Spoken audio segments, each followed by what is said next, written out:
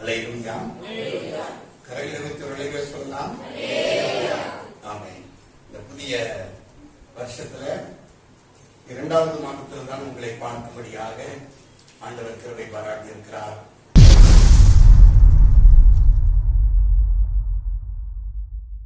கடந்த நாட்கள்ல நான் ஐயாவோடு பேசினேன். அந்த சுத்தமானால் ஒவ்வொரு மாதமும் 3வது வாரத்துல கல்லாறு சபைக்கு கர்த்தருடைய வார்த்தையை கொடுக்க வருகிறேன். ஆண்டவருடைய பிள்ளைகளை சந்திக்க பார்க்க நான் விரும்புகிறேன் என்று சொன்ன பொழுது என்னை அன்போடு ஏற்றுக்கொண்டார்கள். இந்த நாளிலும் கர்த்தருடைய வார்த்தையை கொடுக்கும்படியாக ஆண்டவர் கொண்டு வந்ததுக்காக இசப்பாவுக்கு நான் நன்றி செலுத்துகிறேன். கரங்களை வைத்து உலகே சொல்லலாம். அல்லேலூயா, அல்லேலூயா. ஒரு பாடலை முதலாவது பாடி அதற்கு பிறகு கர்த்தருடைய செய்திக்கு நேராய் கடந்து செல்ல வாஞ்சிக்கிறேன். ஒரு சில பாடல்கள் தாள்கள் கரங்கள் கொடுக்கப்பட்டிருக்கிறது. வானம் திறந்து தேவ மகிமை மலை போல் ஊற்றிட வாஞ்சிக்கிறோம். பரிசுத்த ஆவியானவர் இல்லாமல் சபை பெருக்கம் இல்லை. பரிசுத்த ஆவியானவர் சபையில அசைவாடும் பொழுதுதான் கர்த்தர் சபையில பெரிய அறுவடையை உண்டு பண்ண முடியும். பரிசுத்த ஆவியானவர் தேசத்துல அசைவாடும் பொழுதுதான் தேசத்துல பெரிய அறுவடை உண்டாகும். ஒரு பெரிய கீழ்காற்று ஆமென் நான் தேசத்தின் மேல் அடிக்கப்படும் பொழுது மாத்திரமே ஆமென் இந்த தேசம் ஆண்டவரை அறிகிற அறிவில நிரப்பப்படும். அதனால இன்னைக்கு சபைகளிலே பரிசுத்த ஆவியானவர் ஆமென் தேவை. ஒரு கல்யாண வீட்டுல இயேசு என்ன செய்தார்? இருந்தார். ஆமென். 38 வருஷம் வியாதி படுக்கையா இருந்த குளத்தண்டையில இயேசு அந்த ஒருவனை சந்திக்கும்படியாக அவர் சென்றார். வெறுமையான படகு பேதுருவின் படகுல இயேசு இருந்ததுனால அங்கே அற்புதம் நடந்தது. இன்னும் சொல்லிக்கொண்டே போகலாம். ஆமென். அப்ப அற்புதம் நடக்கணும்னா இயேசு தேவை. இயேசு இல்லை என்று சொன்னால் அற்புதம் இல்லை. அன்றைக்கு இந்த உலகத்துல இயேசு இருந்த நாட்களிலே இன்றைக்கு இயேசு மரித்து அடக்கம் பண்ணப்பட்டு அவர் உயிரோடு எழும்பி பிதாவின் வலது பாசத்துல அவர் இருக்கிறார். இப்போ இயேசு பரிசுத்த ஆவியானவராய் உயிர்த்தெழுந்த இயேசுவாய் ஆமென் நம் நடுவில் பிரசன்ன கர்த்தராக அவர் விளையாடிக் கொண்டிருக்கிறார். விசுவாசிக்கிறவங்க ஒரு அழிவே சொல்லுங்க பார்க்கலாம். இந்த இயேசுவை இந்த பரிசுத்த ஆவியானவரை ஒவ்வொரு சபையும் அனுபவிக்கும் பொழுது இந்த பரிசுத்த ஆவியானுடைய பிரசனத்தை உணரும் பொழுது இந்த பரிசுத்த ஆவியானவருடைய பிரசனத்தினால்தான் நமக்கு அற்புதம் நடக்கும். சபையில காடைகள் வந்து விழும். அல்லேலூயா. அப்படியே நாம் ஒவ்வொரு பரிசுத்த ஆராதனையிலும் ஆண்டவருடைய பிரசனத்தை நாம் வாஞ்சிக்க வேண்டும். முதலாவது இந்த பாடலை நாம் எல்லாரும் சேர்ந்து பாடலாம். ஆமென். அதற்கு பிறகு ஒரு 2 நிமிஷம் தேவனை நாம் தேவ சமூகத்தில் எழுதி நின்று நாம் ஆராதிக்கலாம். அல்லேலூயா. வானம் திறந்து தேவ மகிமை மலை போல் ஊற்றிட வாஞ்சிக்கிறோம். தூய ஆவி என்னை அனலாய் நிரப்பிட என் உள்ளம் தேங்கிடுமே. வானம் திறந்து தேவ மகிமை பெரும் மலை போல் ஊற்றிட வாஞ்சிக்கிறோம். தூய ஆவி என்னை அனலாய் நிரப்பிட என் உள்ளம் தேங்கிடுமே. சிவநதியில் மூழ்கி தவிக்க என்னை முழுவதும் தருகிறே. சிவநதியில் மூழ்கி தவிக்க என்னை முழுவதும் தருகிறே. பிரசன்னம் தேவ பிரசன்னம் என் வாழ்வில் எல்லாம் செய்யும். பிரசன்னம் தேவ பிரசன்னம் முடியாததை முடிய செய்யும். பிரசன்னம் தேவ பிரசன்னம் என் வாழ்வில் எல்லாம் செய்யும். பிரசன்னம் பிரசனம் முடியாததை முடிய செய்யும். உம்மாவி ஊற்றப்பட்டால் மரித்தவைகள் உயிர் பெறுமே. உம்மாவி ஊற்றப்பட்டால் மரித்தவைகள் உயிர் பெறுமே. எந்த சூழ்நிலையும் என்னை தள்ளாமலே காத்திடும் பிரசனம். எந்த சூழ்நிலையும் என்னை தள்ளாமலே காத்திடும் பிரசனம். பிரசனம் தேவ பிரசனம் என் வாழ்விற்கெல்லாம் செய்யும். பிரசனம் தேவ பிரசனம் முடியாததை முடிய செய்யும். பிரசனம் தேவ பிரசனம் என் வாழ்விற்கெல்லாம் செய்யும். பிரசனம் தேவ பிரசனம் முடியாததை முடிய செய்யும். உம்மாவி ஊற்றப்பட்டால் தடைகளும் பறிவிடுமே. உம்மாவி ஊற்றப்பட்டால் தடைகளும் பறிவிடுமே. கண்ணீர் கவலைகள் யாவும் சந்தோஷமாய் மாற்றிடும் பிரசனம். கண்ணீர் கவலைகள் யாவையும் சந்தோஷமாய் மாற்றிடும் பிரசனம். பிரசனம் தேவ பிரசனம் என் வாழ்விற்கெல்லாம் செய்யும். பிரசனம் தேவ பிரசனம் முடியாததை முடிய செய்யும். பிரசனம் தேவ பிரசனம் என் வாழ்விற்கெல்லாம் செய்யும். பிரசனம் தேவ பிரசனம் முடியாததை முடிய செய்யும். அன்றைய பாதத்துல ஒரு விஷயம் படிக்க பார்க்கலாம். எல்லாரும் தேவ சமூகத்தில் எழுதிடுங்க. எல்லாரும் தேவ சமூகத்தில் எழுதிடுங்க. ஒரு விஷயம் ஆண்டுடைய பாதத்தில் அர்ப்பணிக்கலாம். எத்தனால என்னை கழுவுங்கப்பா, எத்தனால என்னை கழுவுங்க ஆண்டவரே. என் ஆத்மா வெறுமையோடு இருக்கக்கூடாது. என் ஆத்மா உடைய பிரசனத்தினால நிரப்பப்படணும். எல்லாவற்றால நிரப்புகிறவர் ஒரு தேவ பிரசனம் என்னை நிரப்பணும். தேவ பிரசனம் என் குடும்பத்தை நிரப்பணும். தேவ பிரசனம் இந்த சபையை நிரப்பணும். கர்த்தருடைய மகிமை இந்த சபையை மூடணும். அந்த தேவ பிரசனம் இல்லாத சபையாக, ஒரு பெருமையான சபையாக நீங்க இருக்கக்கூடாது. ஆவியானவர் எங்களை நிரப்பணும். ஆவியானவர் எங்களை நிரப்பணும். ஆமென். கானான் ஒரு கல்யாண வீட்டில் இயேசு பிரசன்ன கர்த்தராக இருந்ததுனால அற்புதம் நடந்தது. பேதுருவினுடைய படகுல இயேசு இருந்ததுனால அற்புதம் நடந்தது. 38 வருஷ ஆலய பிரதிஷ்டை அண்டையில இயேசு கடந்து போனதுனால அற்புதம் நடந்தது.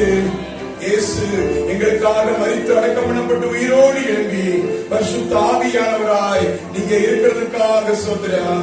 அந்த தேவ பிரசன்னம் எங்களுக்கு தேவை. அந்த தேவ பிரசன்னம் எங்களை நிரப்பட்டும். ஒவ்வொருவரும் ஜெபிக்கலாம். ஆவியானவர்களை நிரப்புங்கப்பா, ஆவியானவர்களை நிரப்புங்க. ஆவியானவர்களை நிரப்புங்க.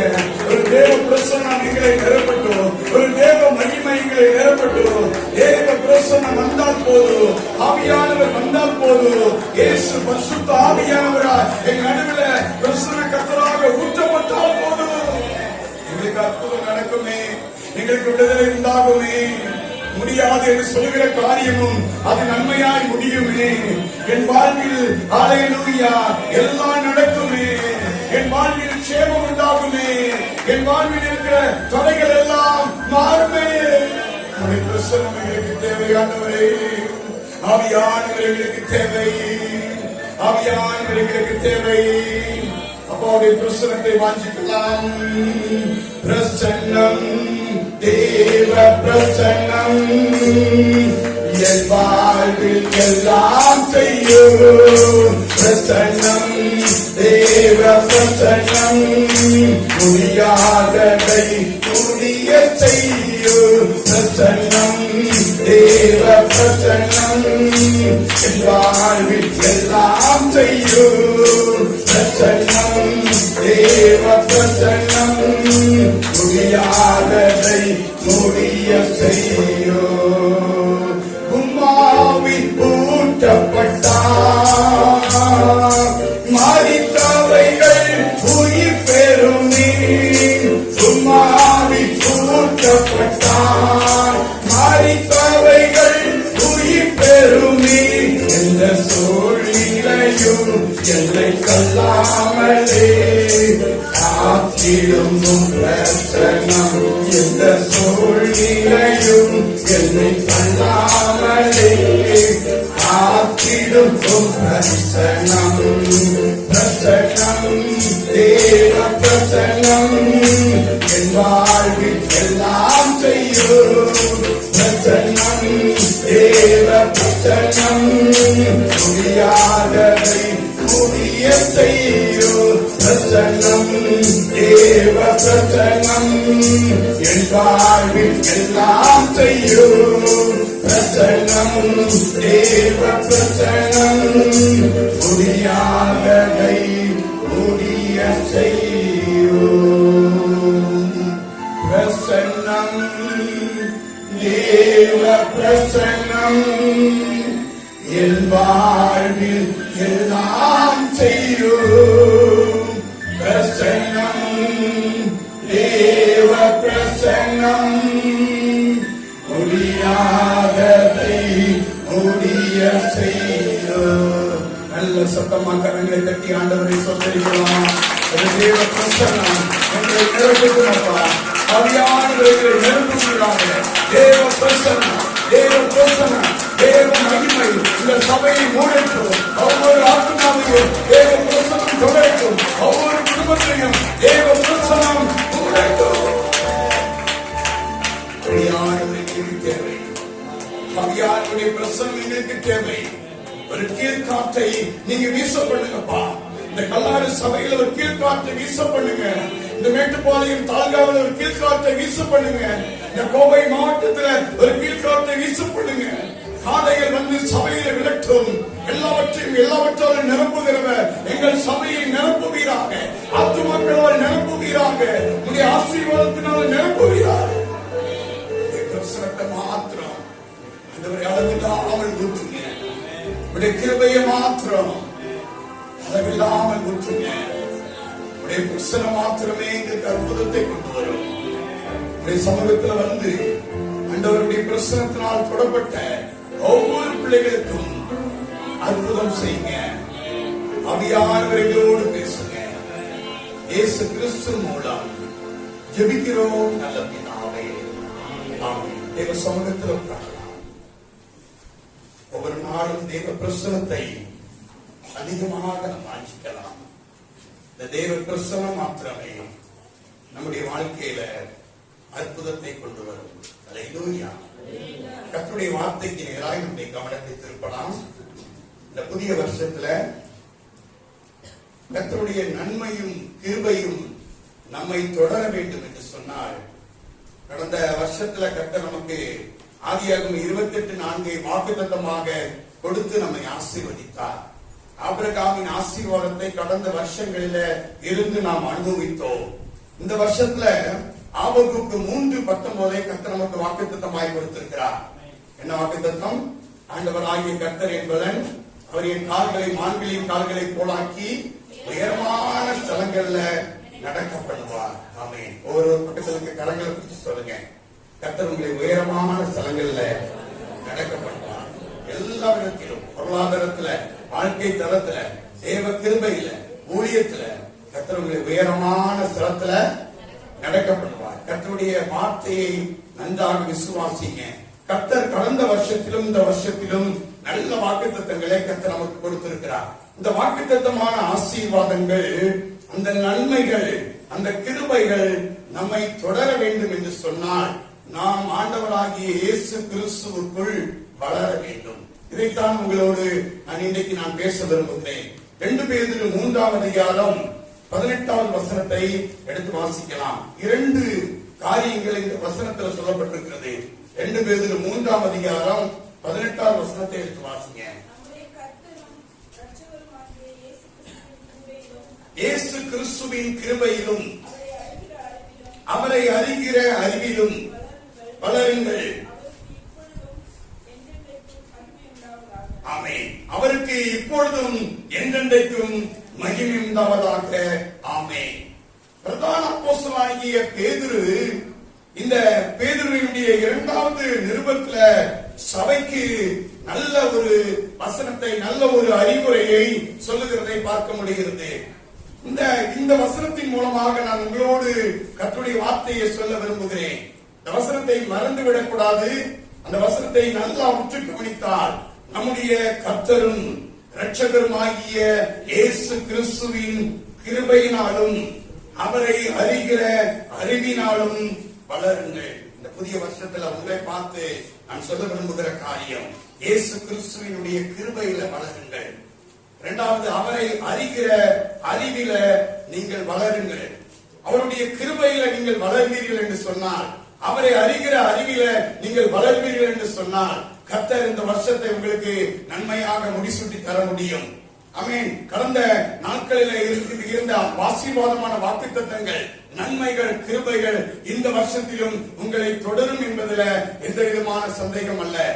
ஏதோ கடமைக்காக வந்து ஆண்டவரை ஆராதித்து, ஏதோ கடமைக்காக வேதம் வாசித்து, கடமைக்காக ஜெபித்து, ஹல்லேலூயா, பேர் கிறிஸ்தவனாக, பாரம்பரிய கிறிஸ்தவனாக வாழ்ந்து இந்த உலகத்துல மரித்து அவன் கடந்து போவது அது ஒரு பிரயோஜனமற்ற ஒரு காரியம். நமக்கு கொடுத்திருக்கிற இந்த வாழ்நாட்கள்ல ஆண்டவர் சொல்கிறார், ஆமென், இயேசு கிறிஸ்துவினுடைய கிருபையில வளருங்கள். அருமையான தேவ சபையே, அருமையான தேவ சபையில நாட்டப்பட்டிருக்கிற விசுவாச மக்களே, நீங்கள் இயேசு கிறிஸ்துவில் உள்ள கிருபையில வளரும்படியாக பரிசுத்த ஆவியானவர் விரும்புகிறார். அவரை அறிகிற அறிவில வளரும்படியாக ஆவியானவர் விரும்புகிறார். இந்த 2 காரியங்கள்ல நீங்கள் வளர்வீர்கள் என்று சொன்னால், கர்த்தர் உங்களுடைய வாழ்க்கையில அனைத்து ஆசீர்வாதங்களையும், அனைத்து நன்மைகளையும், அனைத்து ஹல்லேலூயா கிருபைகளையும், அனைத்து ஹல்லேலூயா தேவைகளையும் சந்தித்து கர்த்தர் உங்களை தூக்கி சுமக்கிறதை, கர்த்தர் உங்களை நடத்துகிறத நீங்க பார்க்க முடியும். ஹல்லேலூயா. சுத்தமாக சொன்னால், தேவனுடைய ராஜ்யத்தையும் நீதியும் தேடுகிற பிள்ளைகளை கர்த்தர் இந்த பூமியில ஆசீர்வதிக்காமல் எழுந்ததில்லை. ஆண்டவருடைய நாமத்திற்கு மகிமை உண்டாகட்டும். அப்படி என்று சொன்னால், முகவுரையாக 1-2 காரியங்களை சொல்லிட்டு இந்த 2 காரியங்களை கொஞ்சம் உங்களோடு விளக்க நான் ஆசைப்படுகிறேன். கர்த்தர் எதற்காக தம்முடைய சபையை அவர் ஸ்தாபித்தார்? எதற்காக கர்த்தர் தம்முடைய சபைக்கு ஆமென் தேவ மக்களை ஆராதிக்கும்படியாக கொண்டு வந்தார்? எதற்கு சபையில 5 வகையான ஊழியத்தை வைத்தார்? எபேசியர் எழுதின நிருபத்துக்கு வாங்க. எபேசியர் 4ஆம் அதிகாரம், எபேசியர் 4ஆம் அதிகாரம் 12வது வசனத்தில இருந்து சில வசனங்களை வாசிக்கும்படி அன்போடு கேட்டுக்கொள்கிறேன்.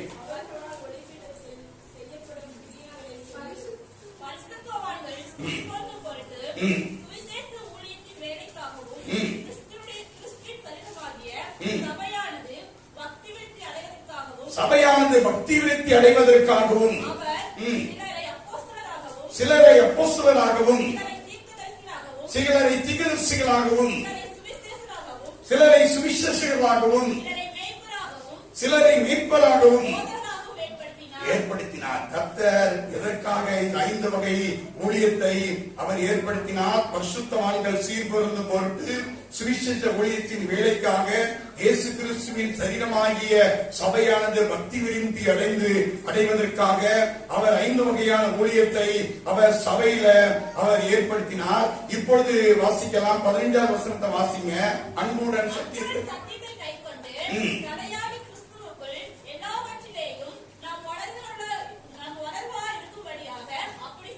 ஆமென். அன்புடன் சத்தியத்தை கைக்கொண்டு தலையாகிய கிறிஸ்துவுக்குள் எல்லாவற்றிலும் நாம் வளர்கிறவர்களாய் இருக்கும்படியாக அப்படி செய்தார். எப்படி செய்தார்? சபையில அவர் 5 வகையான ஊழியத்தை அவர் வைத்தார். அப்போஸ்தல ஊழியம், தீர்க்கதரிசன ஊழியம், சுவிசேஷ ஊழியம், மேய்ப்பர் என்கிற ஊழியம், போதகர் என்கிற ஊழியம். இந்த 5 வகை ஊழியமும் சபையில தான் என்ன செய்யணும்? நடக்கணும். இன்னைக்கு 5 வகை ஊழியம் எங்க நடக்குது? வெளியே நடக்குது. ஹல்லேலூயா. ஜெபிக்க வாங்க, ஜெபிக்க வாங்க என்று சபைதான் கூட வேண்டும். சபையில வந்து ஜெபிக்க வாங்க, சபையில வந்து ஆராதிக்க வாங்க, சபையில வந்து உபவாசிக்க வாங்க, சபையில வந்து ஹல்லேலூயா காத்திருக்க வாங்க என்று சொல்லி சபை ஹல்லேலூயா அழைக்க வேண்டும். இந்த சபையின் மூலமாகத்தான் பக்தி விருத்தி அடையும். ஆமென். தேவ மக்கள் இந்த சபையின் மூலமாகத்தான் சத்தியத்தை அறிய முடியும். இந்த சபையின் மூலமாகத்தான் ஹல்லேலூயா கிறிஸ்து மேன்மைப்படுவார். இந்த மனவாட்டியாகிய சபையைத்தான் கர்த்தர் எடுத்துக்கொள்ளும்படியாய் வரவிருக்கிறார். ஹல்லேலூயா, ஹல்லேலூயா. அப்ப 5 வகை ஊழியம் எங்க நடக்கணும்? சபையில நடக்கணும். ஆனால் ஒன்றொன்றும் தனியாக பிரிந்து, மிஷனரி ஊழியம் தனியாய் பிரிந்து இருக்கிறது, சுவிசேஷ ஊழியம் தனியாய் பிரிந்து இருக்கிறது. ஒரு சுவிசேஷகர் ஜெபிக்க அங்க வாங்கன்னு சொல்றாரு, ஒரு சுவிசேஷ ஊழியம் ஜெபிக்க டிவிக்கு வாங்கன்னு சொல்கிறாரு. ஹல்லேலூயா. சபை தான் சொல்ல வேண்டும் ஜெபிக்கும்படியாக. சபை மக்களே, நீங்க கல்லாருக்கு வாங்க, வாய்ப்புணூருக்கு வாங்க. ஹல்லேலூயா. நீங்கள் சபையை தலையாகிய சபை 15 வசனம் ரொம்ப முக்கியம். தலையாகிய கிறிஸ்துவுக்குள் எல்லாவற்றிலும் நாம் வளரவர்களாக இருக்கும்படி அப்படி செய்தார். 5 வகையான ஊழியத்தை ஆண்டவர் திருச்சபையில வைத்தார். இருக்கட்டும். ஹல்லேலூயா. நாம் வளர வேண்டும். ஆண்டவருடைய பிள்ளைகளாக இருக்கிற நாம் அவன் கிருபையில வளரணும். ஆண்டவருடைய பிள்ளைகளாக இருக்கிற நாம் அவரை அறிகிற அறிவில வளரணும். தேவனுடைய ராஜ்யத்தையும் நீதியையும் தேடணும். ஹல்லேலூயா. நாம் அப்படி தேடும் பொழுது கர்த்தர் நம்மை ஆமென் எல்லா கிருபைகளையும் கொடுத்து, எல்லா ஆசீர்வாதங்களையும் கர்த்தர் கொடுத்து நம்மை நிறைவாய் நடத்த அவர் உண்மையுள்ளவராக இருக்கிறார். அவருடைய நாமத்திற்கு மகிமை உண்டாகட்டும். முதலாவது காரியத்தை நான் கொஞ்சம் ஒரு 4 வசனத்தின் மூலமாக நான் விளக்க விரும்புகிறேன். இயேசு கிறிஸ்துவினுடைய கிருபையில் வளருங்கள். ரட்சிக்கப்பட்டாச்சு, ஞானஸ்நானம் எடுத்தாச்சு, சபைக்கு வந்து தேவனை ஆராதித்துக் கொண்டிருக்கிறோம், வேதத்தை வாசித்துக் கொண்டிருக்கிறோம். ஆமென். ஹல்லேலூயா. பரிசுத்தமாய் வாழ ஹல்லேலூயா நாம் முயற்சி எடுத்துக்கொண்டு நாம் இருக்கிறோம். ஆமென். முயன்ற அளவுக்கு இயன்ற அளவுக்கு பரிசுத்தத்தை காத்து நடக்கிற தேவ பிள்ளைகளாய் இருக்கிறோம். சபையினுடைய ஒழுங்குகளுக்கு, சட்ட திட்டங்களுக்கு கீழ்ப்படிந்து நாம் நடக்கிறோம். கர்த்தர் நம்மை ஆசீர்வதித்து வருகிறார், நம்மை வேலையெடுத்து பாதுகாத்து வருகிறார். ஆமென். இயேசு கிறிஸ்துவில் உள்ள கிருபையில வளர வேண்டும். ஆமென். அவருடைய கிருபையில நாம் எப்படி வளர முடியும்? முதலாவது வேதவசனம் 2 கொரிந்தியர் 4ஆம் அதிகாரம் 15ஆம் வசனம். 2 கொரிந்தியர் 4:15 எடுத்து வாசிக்கலாம். தேவனுடைய மகிமை விளங்குவதற்கு ஏதுவாக கிருபையானது அநேகருடைய ஸ்தோத்திரத்தினாலே பெருகும்படிக்கு உங்கள் நிமித்தம் உண்டாயிற்று. எதுக்கு நீங்க சபைக்கு வாங்க என்று சொல்லி போதகர் அழைக்கிறார். ஹல்லேலூயா. ரட்சிக்கப்பட்ட ஆண்டவருடைய பிள்ளைகள் கூடி வந்து ஆண்டவரை ஸ்தோத்தரிக்கும் பொழுது, ஆண்டவருக்கு மகிமையை செலுத்தும் பொழுது, ஆண்டவருக்கு நன்றி பலிகளை செலுத்தும் பொழுது, பாட்டு பாடி ஆண்டவரை மகிமைப்படுத்தும் பொழுது, 2 பேராவது 3 பேராவது என் நாமத்தில் எங்கே கூடியிருக்கிறீங்களோ அங்கே நான் பிரசன்னகத்தராக இருப்பேன் என்று சொன்னவர், என் நாமத்தை பிரஸ்தாபப்படுத்துகிற எந்த ஸ்தானத்திலும் நான் உங்களிடத்தில் வந்து உங்களை ஆசீர்வதிப்பேன் என்று சொன்ன பரிசுத்த ஆவியானவர் உன்னதத்தின் தேவன் நம்மேல் அசைவாடுகிறதுனால ஆமென் தேவனை ஆராதிக்கிற கூடி வந்து தேவனை தொழுது கொள்கிற ஒவ்வொரு பிள்ளைகள் மேலும் ஆண்டவருடைய கிருபை பெருகும். கரங்களை தட்டி ஆண்டவரை ஸ்தோத்திரிக்கலாம். அதற்காகத்தான் சபைக்கு வாங்க, அதற்காகத்தான் சபையில் வந்து பாட்டு பாடி ஆராதிங்க. அநேகருடைய ஸ்தோத்திரத்தினால கிருபை பெருகும், கிருபை பெருகும். அதனால்தான் பாஸ்டர் சொல்றாங்க, வெள்ளிக்கிழமை சனிக்கிழமை சபை செஞ்சிருக்கு, திறந்திருக்கு. ஆமென். நேரம் இருக்குன்னா ஊர் சுத்த போயிடாத, நேரம் இருக்குன்னா வந்து சபையில வந்து விழுந்துரு. ஜெபிக்க சபைக்கு வா, ஜெபிக்க டிவிக்கு போகாத, ஜெபிக்க சபைக்கு வா. சபையில கூடி வந்து ஜெபம் பண்ணு, நீ கிருபையில் வளருவாய். சபையில கூடி வந்து ஆராதி, நீ கிருபையில் பெருகுவாய். ஹல்லேலூயா. நீ கிருபையில வளர வளர வளர உன் குடும்பம் எல்லா விதத்திலும் வளரும். உன் கிருபையில நீ பெருக பெருக உன் குடும்பம் எல்லா விதத்திலும் பெருகும். ஆசீர்வாதத்துல பெருகும், நன்மையில பெருகும், பொருளாதாரத்துல பெருகும். ஆமென். சுகத்துல பெருகும். ஆமென். கிருபை பெருகட்டும், கிருபை பெருக. ஆமென். ஆமை நீ இடம் கொடு, சபைக்கு ஓடி வந்து தேவ சமூகத்துல காத்துடு, ஆராதிக்க வந்து விடுங்க, ஜெபக்குழுக்களுக்கு வந்து விடுங்க. ஆமென். கூடி கூடி ஆண்டவரை ஸ்தோத்திரம் பண்ணும் பொழுது கர்த்தருடைய கிருபை பெருகும். இரண்டாவதாக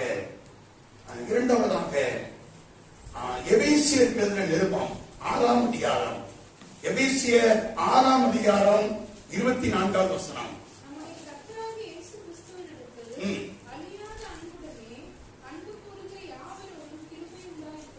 மறுபடியும் வாசிங்கம்மா.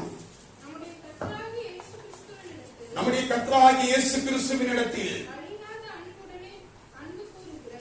அழியாத அன்புடனே அன்பு கூறுகிற யாவரோடும் கிருபை உண்டாயிருப்பதாக.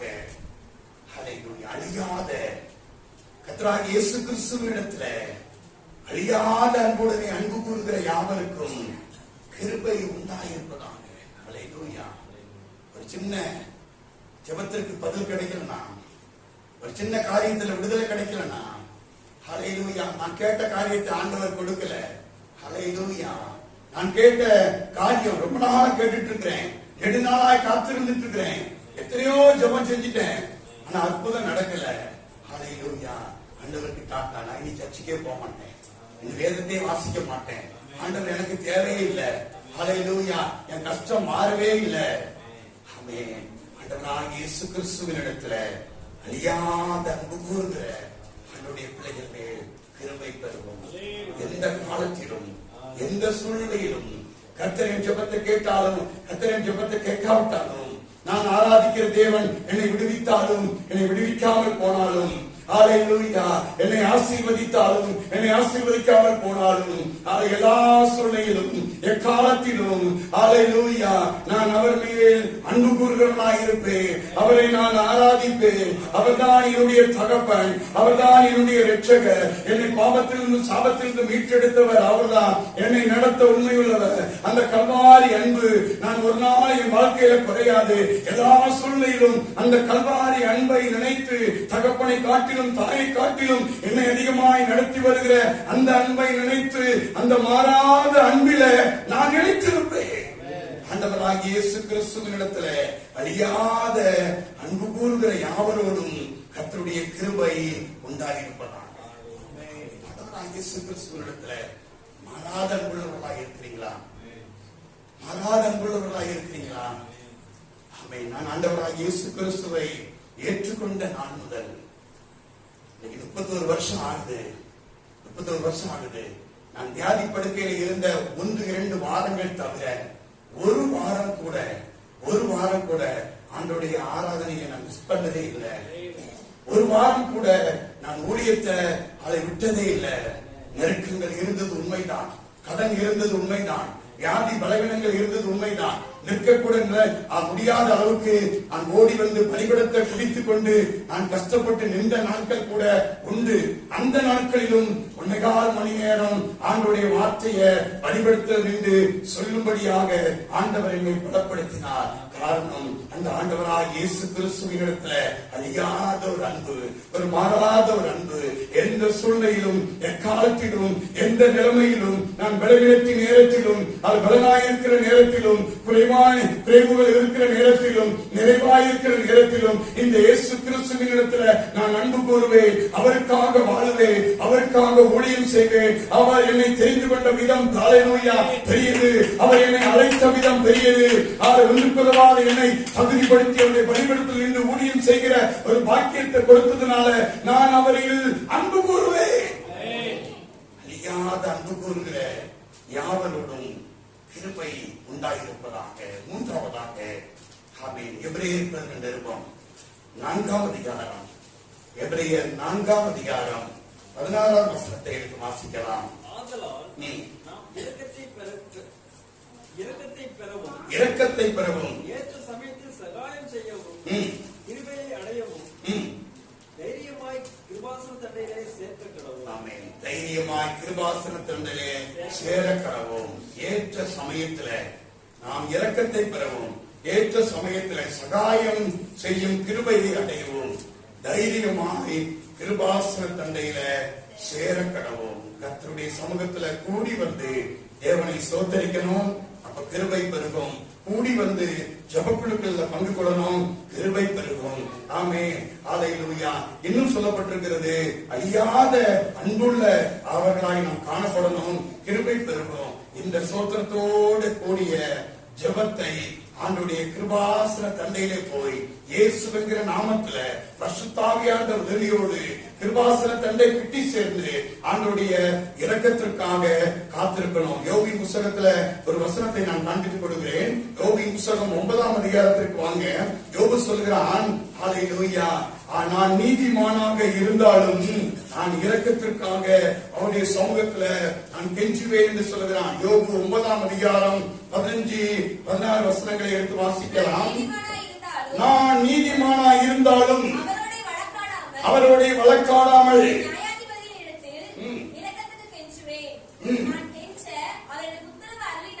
நான் கெஞ்ச அவர் எனக்கு உத்தரவு அருளினாலும்